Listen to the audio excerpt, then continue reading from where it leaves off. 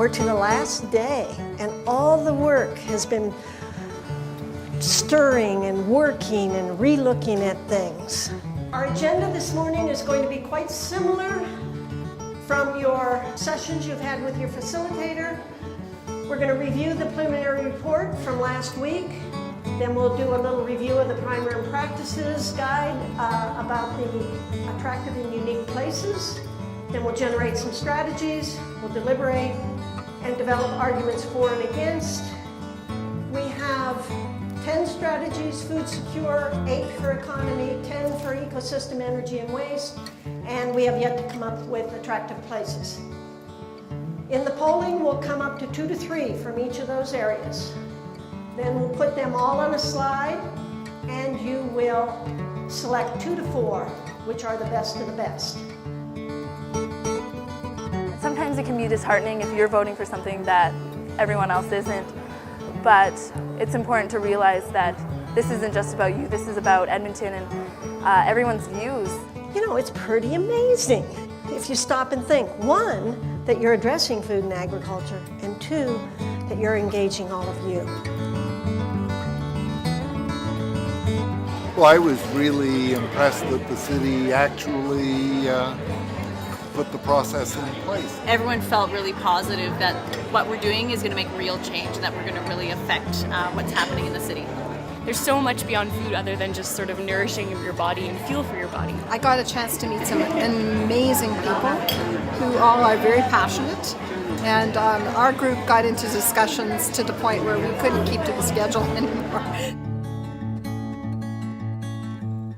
They took to heart the things that their fellow participants talked about. They actually thought about them. Maybe they went out and did a little bit more research themselves. Sometimes they came back and continued to disagree, but had some more perspective on the situation after their conversations. Or sometimes they came back and said, you know what, I really thought about what you said last week, and you've got some really good points. I might have actually changed my mind. This really is truly the quintessential example of deliberative democracy at work in the city of Edmonton. We need to understand the feelings of all of the citizens of the city, and not just doing it from a few small viewpoints that are sitting on that committee or even in council.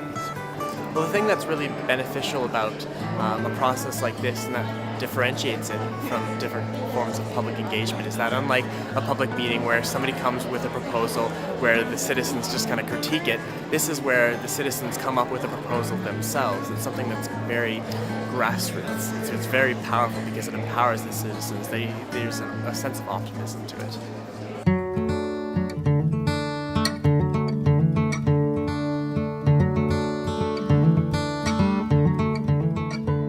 Words that stick out for me?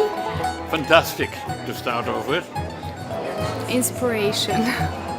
I'm hoping the final outcome will be as positive as my group has been.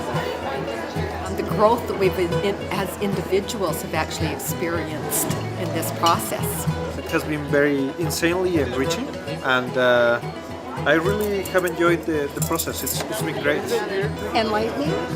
Quite interesting and eye-opener, and glad to meet all the citizens from Edmonton. Well, hopeful, even more hopeful than I imagined.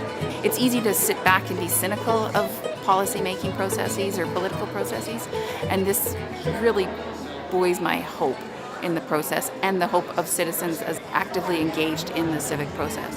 One of the big next steps is, as I said, we form this integration committee, so we have 11 of the panelists from all of the different subgroups that we're going to have a number of meetings with, so it's really going back through all the raw data. We'll be pulling out some examples and some ideas and strengthening them and putting them into a report that's readable and vibrant and capture some of the process, so that's going to be the next big steps. And doing a lot of evaluation and dissemination, so letting people know about the panel, what worked, what didn't. It was an incredible process. Nothing is ever a perfect process, so I think you always want to keep learning. Next step for me as a researcher are to analyze the data that we generated through surveys and develop comprehensive evaluation. It's important to have the Centre for Public Involvement because they have the research background, the academic background, the knowledge of how to run an effective public involvement process such as this. We don't have quite that same knowledge in the city. It builds capacity for us to engage citizens better. and we can continue to build that capacity, not only within the city, but with citizens. When citizens start to see that pattern of engagement looks more like this, then I think what will happen is more and more citizens will start to see that the city's taking their views seriously, and they'll come forward and contribute to initiatives that affect everybody. Since we started, I went and I spoke to some of my neighbors, and as a matter of fact, one neighbor said, well, I would like to put in a garden. I said, well, I will come and plow your garden for you, which I did last weekend. Because I've been so fired up by what I've seen happening this week. As I say, there are great potentials to be tapped.